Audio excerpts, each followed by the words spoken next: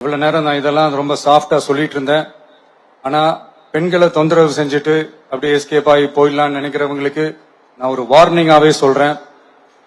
பெண்கள் பாதுகாப்பை டிஸ்டர்ப் பண்றவங்க யாரா இருந்தாலும் அது சகிச்சுக்கவே முடியாது. அவங்களுக்கான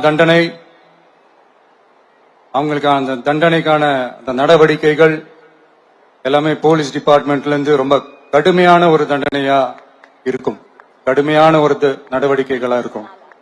அந்த தண்டனை அவங்களுக்கான அந்த சார்ஜ் ஷீட் எல்லாமே ரொம்ப ஃபாஸ்டா ஸ்பீடா அது செயல்படுத்தப்படும்.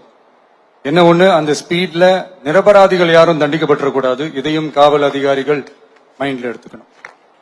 தப்பு செஞ்சவங்களுக்கு மட்டுமே அந்த உண்மையான கடுமையான தண்டனை கோர்ட் மூலியமா வாங்கி தரணும்.